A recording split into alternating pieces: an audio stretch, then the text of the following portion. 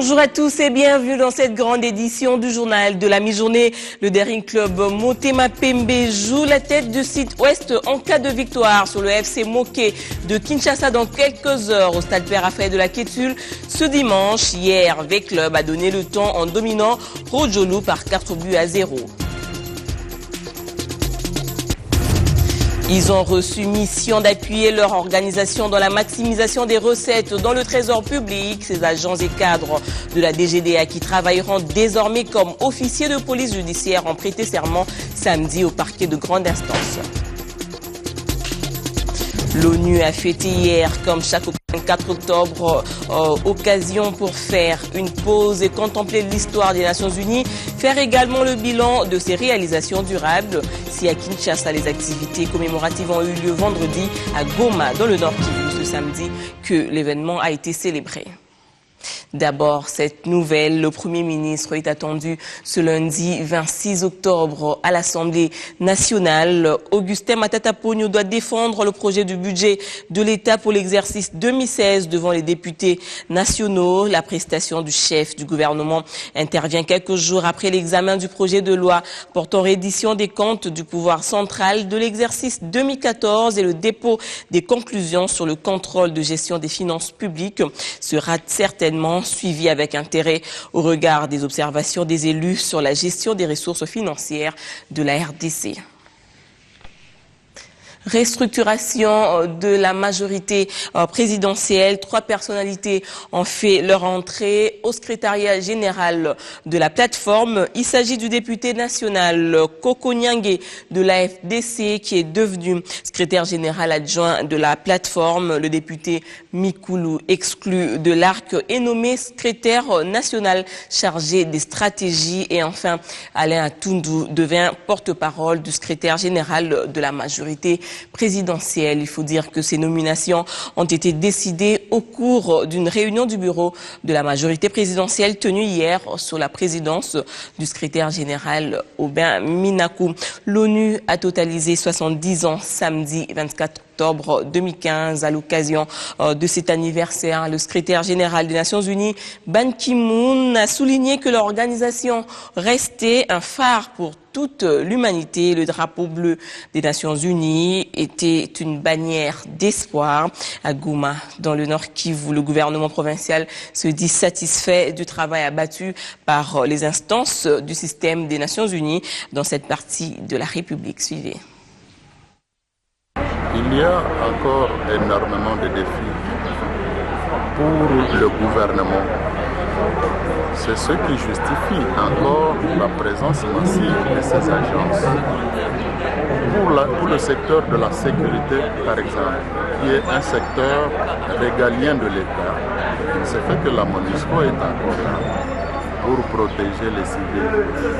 Et la MONUSCO est là sur invitation du gouvernement congolais. C'est un signe, c'est un indicateur que, eu égard à cela, on n'est pas encore totalement en post-conflit dans toutes les localités, parce que nous avons encore des groupes armés par-ci par-là, nous avons encore les FDLR, nous avons encore les ADF, et la présence d'autres agences comme les agences qui interviennent dans le cadre de la santé pour soulager les souffrances des femmes violées, c'est un indicateur que voilà, nous avons encore des difficultés.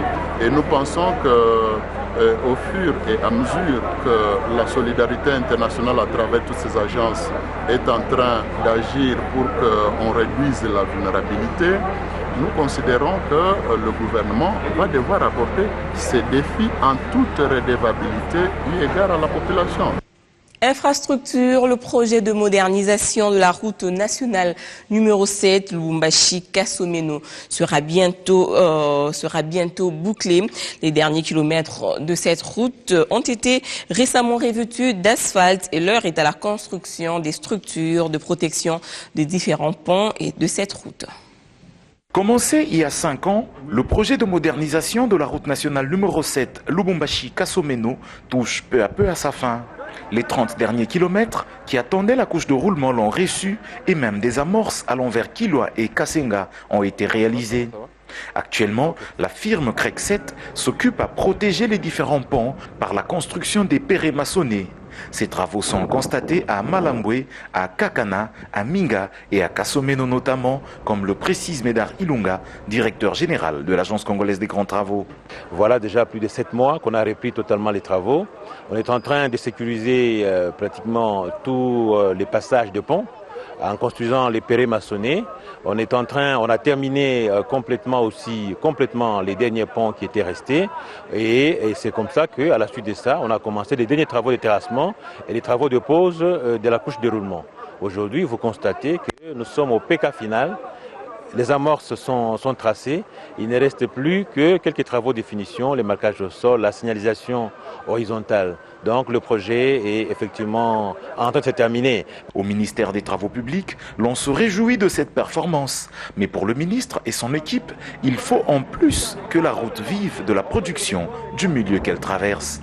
C'était un projet qui était arrêté, mais aujourd'hui c'est la preuve qu'il y a une relance de ce projet qui se fait presque dans toutes les provinces. Et comme le chef de l'État l'a toujours dit, que nous ne pouvons faire le développement du pays que par nous-mêmes. Et je crois que la suite aussi, la grande suite comme nous venons de le voir, nous avons vu des beaux ouvrages de traversées, des ponts, nous sommes passés dans des villages. La route a changé, mais nos villages n'ont pas changé.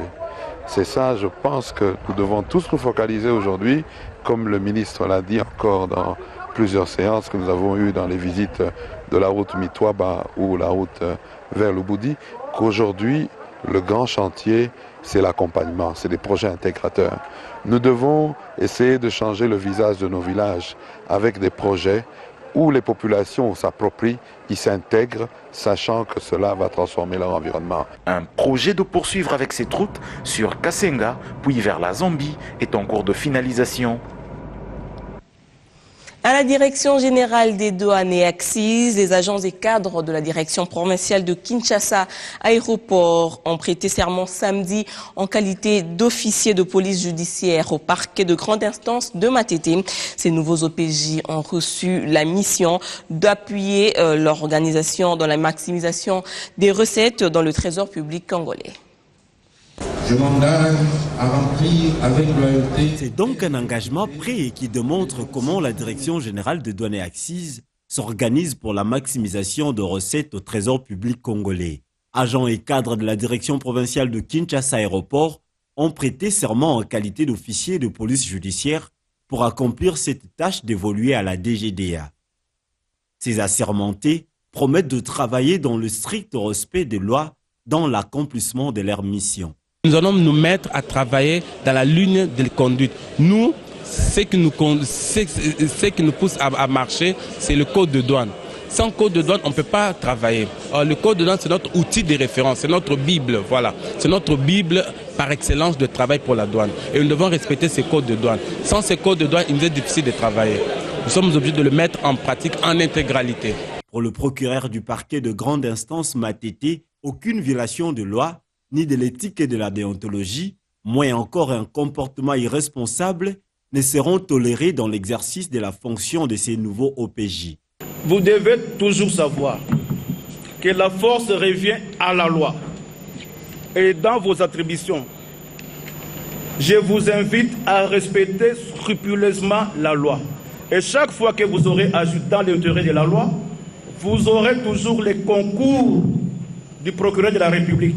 Mais si vous vous écartez de la loi, vous n'aurez jamais mon concours parce que là, vous allez me retrouver dans ma mission de rechercher les infractions, de les constater, d'appréhender les auteurs et de déférer ceci devant les juges compétents. Travail ardu certes, mais dont le rendement reste très attendu par la DGDA, mais aussi par l'État congolais qui attend de cette régie financière des résultats. En environnement, la théorie du gender s'invite dans la conversation de la nature. La femme n'est donc pas en reste, elle, qui est reconnue comme étant au centre des activités dans les milieux ruraux et paysans. Voilà qui justifie la tenue à Kinshasa d'une séance de formation à l'intention des femmes des campagnes. L'initiative est de la coalition des femmes leaders pour l'environnement et le développement durable. On ne peut pas prétendre conserver la forêt sans l'implication de la femme. Ces membres de la coalition des femmes leaders pour l'environnement et le développement durable ont consacré 2 jours de formation sur la sauvegarde environnementale. Une remise à niveau fondée sur les standards internationaux et nationaux de la RED+. Pour atterrir, nous avons passé suffisamment de temps à présenter les standards nationaux socio-environnementaux. C'est parce que c'est un des outils sur lesquels nous insistons. Il permet aux communautés humaines, à tous ceux qui sont riverains de l'espace où la RED se réalise, d'être pris en compte du début à la fin pour leur plein épanouissement et pour leur développement. Faisant partie intégrante dans la protection des forêts, la femme, considérée comme un vecteur de développement, a tout intérêt de se munir des outils importants. Au niveau communautaire, c'est la femme qui est en contact permanent avec les forêts, et aujourd'hui quand on parle de pression dans des forêts, il faut bien cibler les personnes intéressées, et voilà pourquoi nous avons aussi accepté d'accompagner les femmes dans leur initiative de façon à nous concentrer et à apporter des vraies réponses aux besoins qui se posent en termes de gestion forestière. Cette séance de renforcement des capacités rencontre déjà le besoin pressant exprimé dans ce domaine. La femme en tant que le socle de la famille, en tant que le garant de la famille, en tant que la personne qui est en tout moment en contact avec la forêt, il est très évident que la femme aussi soit informée et impliquée dans tout ce qui se passe, tout ce qui a trait à la conservation de la nature et à la conservation de la biodiversité et des ressources naturelles.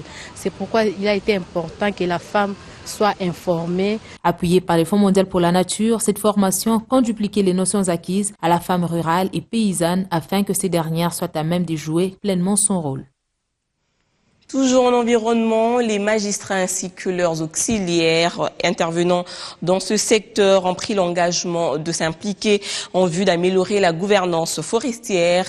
Engagement lors d'un atelier de 3 jours organisé par le Fonds mondial pour la nature sur le suivi, traitement des contentieux dans le domaine forestier. Les magistrats ainsi que leurs auxiliaires intervenant en matière de répression forestière se sont donné 3 jours de partage d'expérience dans la lutte contre l'exploitation illégale du bois en RDC. Cela nous a permis de pouvoir éclairer notre lanterne en ce qui concerne ce qu'il faudra faire par rapport à tous les documents qu'il faudra adresser, par rapport à la procédure qu'il faudra adopter en ce qui concerne de la saisie et jusqu'au niveau de la transmission au niveau du magistrat.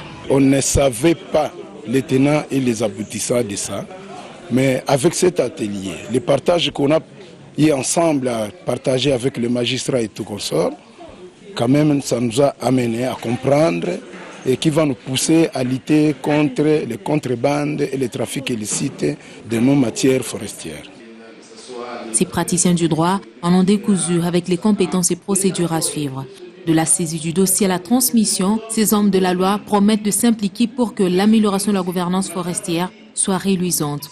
Le seul engagement, c'est d'apporter notre expertise et d'améliorer nos prestations en cette matière, de sorte que dans les jours qui vont suivre, que nous ayons, si pas de jugement, mais au moins un seul jugement.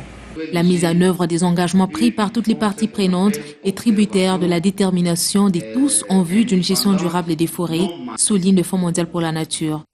Vous venez de démontrer que toute la filière devrait conjuguer leurs efforts pour que nos forêts ne deviennent pas une histoire ancienne, mais que les futures générations trouvent un héritage forestier, y compris sa biodiversité, à la hauteur de ce que nous avons aujourd'hui. Et nous sommes tous des maillons de cette chaîne responsable de sa bonne gouvernance. Cette autopsie faite à l'issue de ces échanges dans le commerce illicite de bois en RDC sera évaluée 6 mois après la démarche entreprise et la mise en œuvre des recommandations formulées. Le sport, avant de nous dire au revoir, le Daring Club Motema Pembe va tenter de reprendre la tête du Dragon, plutôt du groupe basé sur le site ouest cet après-midi face au FC Moké de Kinshasa au stade Père-Raphaël de la Kétule. Un peu plus tôt, Dragon reçoit l'AS Vutuka de Kikwit à Matadi. Le tout capable Elima sera face à Nord Sport dans le duel du Congo central. Lubumbashi Sport défie le FC Saint-Éloi Lupopo à Kibasa Maliba pour le site Centre-Sud. Voilà, c'est sur cette note de sport que nous mettons un terme à cette édition du journal. Merci de l'avoir suivi. Restez branchés sur B1 Télévision. Bon dimanche à tous.